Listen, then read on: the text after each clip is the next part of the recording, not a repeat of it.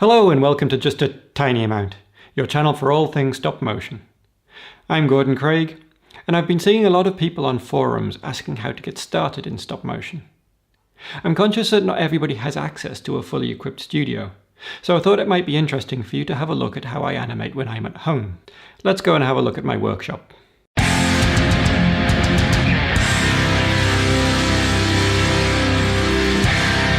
Welcome to my workshop, which we built in the roof space of our flat.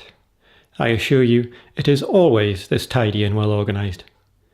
It measures 2.5 by 3 metres, or 8 foot by 10 foot, if you're into that sort of thing. Because of the sloped ceiling, there is only one place where I could theoretically stand up, so of course that's where I put my desks. This means I need to wheel myself round on this little stool, like some sort of naked Dalek. All of the places where I couldn't fit have been given over to storage. Having my tools and materials to hand is always useful when it comes to last-minute changes or repairs. There was a small amount of space left at the end of the room, so of course that got turned into a man cave. The camera that I normally animate on is my Canon 80D. I can't show you this because I'm currently making the video with it. Instead, today my camera will be played by my old Canon 500D. This is an excellent camera for animation. Because it's quite old, you can pick one up online for less than £200, and this should include the kit lens, which is an 18 to 55mm lens, which is ideal for animation. My camera connects to my old Dell laptop running an instance of Dragon Frame. If you are at all serious about getting into stop motion, then I highly recommend investing in a copy of it. It's $300, but it is the industry standard, and it does everything you need to do when it comes to image capture. With Canon and Nikon cameras, you get a live view of what the camera sees, which makes it much easier to compose your shot, as well as check the focus and exposure settings, all of which can be controlled by the software. It also comes with this very handy keypad, which can be used for all of the controls that you need during a shoot. In terms of lenses, I normally use the 18 to 55mm kit lens, which comes with most Canon bodies. I find this allows me to do most of the close-up and wide-angle shots that I need to achieve. Its aperture doesn't go that wide though, so if I want a really shallow depth of field, I'll resort to the Canon 50mm, often called the Nifty 50.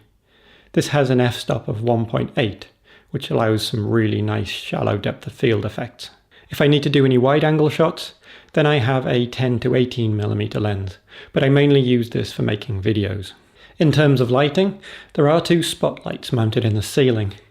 These can't be dimmed, so they're either on or off. I usually use them for ambient lighting of my scenes. Most of the light on my sets comes from an angle poise lamp, which I can change the bulb in. This particular one wasn't very expensive, which means that it's top heavy and often falls over. It's also too floppy to animate a good homage to Pixar. I was really pleased to find these reading lights online for about £13 each. They have a high and low brightness setting, as well as 3 colour settings: blue, white and yellow. They cast quite a narrow beam of light, so I usually use them for getting rid of shadows, or highlighting a specific area of the set or puppet. I have this LED brick from Aputure, which can be both battery powered or mains powered, which means I can dump it into some place where other lamps can't reach to get light into some awkward places. It comes with a cold shoe mount for mounting onto a camera or tripod, and has a large range of brightness settings for all of my lights, as well as various colour gels for changing the temperature of the light. I also have different materials for diffusing it. These largely consist of packing materials that I've accumulated over the years, but in times of need, I sometimes resort to just toilet paper and masking tape. If you do this, please make sure that your lamps don't get too hot. I don't want to feel responsible for you burning your house down. The windows in my workshop have both blackout blinds and curtains, but can still occasionally let through a crack of light. When I need to make things really dark, I need to get creative with some blackout material and clips.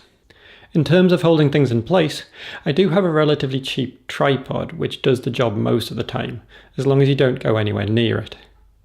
If you do knock it in the middle of a shot, good luck in getting the camera back into the same position again. I also have a GorillaPod from Joby. Whilst being a very versatile tripod, it can sag a bit, which doesn't make it a very reliable mount for animation. My favourite mount is this magic arm from Manfrotto. If you release the lock, Then it goes floppy and you can position it as you wish. When you re-engage the lock, it stiffens and holds its position really well. I do warn you though, engaging the lock requires a bit of force, and there's an inevitable jerk when you do so. For any moving camera shots, I have this slider. It's really easy to mark the planned positions on in pencil, and then manually slide the platform to each one. For shots at height, you can mount the entire slider on top of a tripod.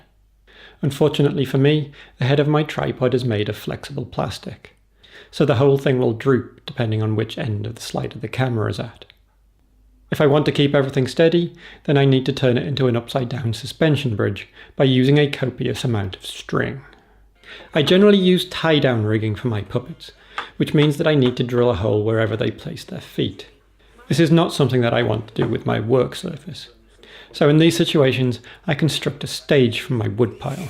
This will get thoroughly braced and clamped down to the desk to keep it still. Then it provides a reliable mount for any lights and even the camera. With the stage set up at this end of my workshop and the laptop located nearby, I can use the monitor from my man cave as a second screen. So now all I need is the subject matter in place, and I can begin to animate. So that's my animation studio. I'll include a list of all of the equipment in the description. I'd be very interested to hear how you go about animating. Please feel free to tell me your setup in the comments. But that's it for now. This is just a tiny amount. I'm Gordon Craig, and I shall see you next week.